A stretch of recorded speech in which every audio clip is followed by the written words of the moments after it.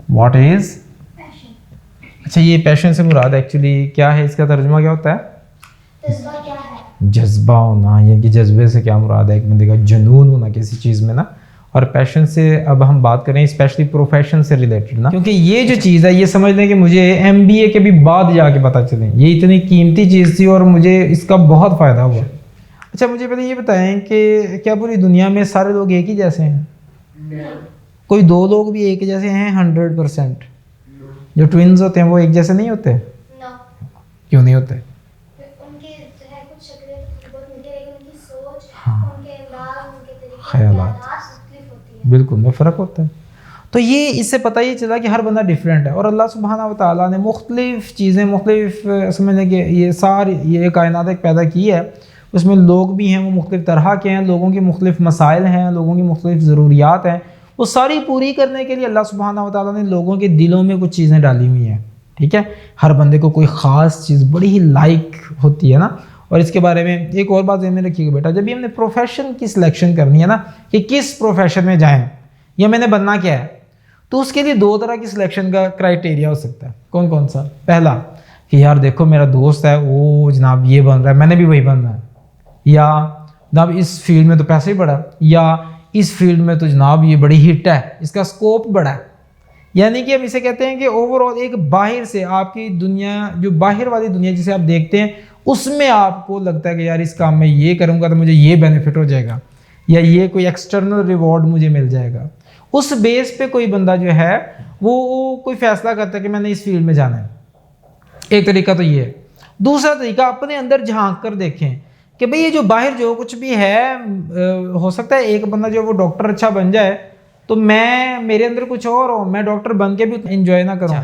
जितने भी कामयाब लोग गुजरे उनमें एक चीज़ कॉमन थी, और वो ये थी कि वो जो भी काम कर रहे थे वो काम उनका जुनून था, वो उनका काम जो है ना वो बड़ा उन्हें पसंद था, वो उस काम को अपने समझ लें कि सर पे सवार करते थे, उसमें घुस चुके थे उस काम में पूरी तरह से, और उन्हें बड़ा पसंद था वो वाला काम, और वो दिल से था उनके। कोई ऐसा नहीं था कि यार इस काम में ना पैसा बड़ा है इसमें चले जाओ, ये नहीं था उनके ज़हन में ना। जितने भी कामयाब आपको लोग नज़र आते हैं जिनके नाम आज ज़िंदा हैं, ना ही उन्होंने ये देखा था यार अगर मैं ये वाला काम करूँगा ना तो इसमें फेम बड़ी है, इसमें जनाब मैं बड़ा मशहूर हो जाऊँगा, इसमें लोग बड़े बल्ले बल्ले करेंगे, इज़्ज़त बड़ी है, ऐसी बातें नहीं थी।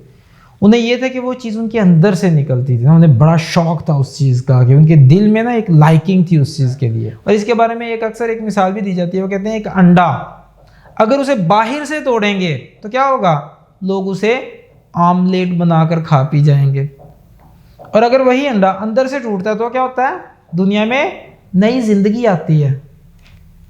फर्क पड़ा कि नहीं पड़ा? एक एक्ट से जिंदगी खत्म हो रही है, दूसरे एक्ट से जिंदगी आ रही है।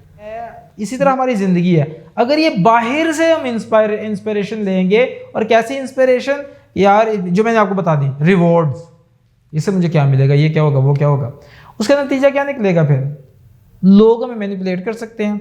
लोगों को पता है कि यार ये बंदा फेम के पीछे भागता है, ये बंदा मशहूरी के पीछे भागता है, ये बंदा कहता है कि यार मुझे ये चीज़ मिल जाए, कहता है चलो ठीक है यार आप ये वाला काम करो, मैं आपको सोर्स दे देता हूँ, आप फेमस हो जाओगे।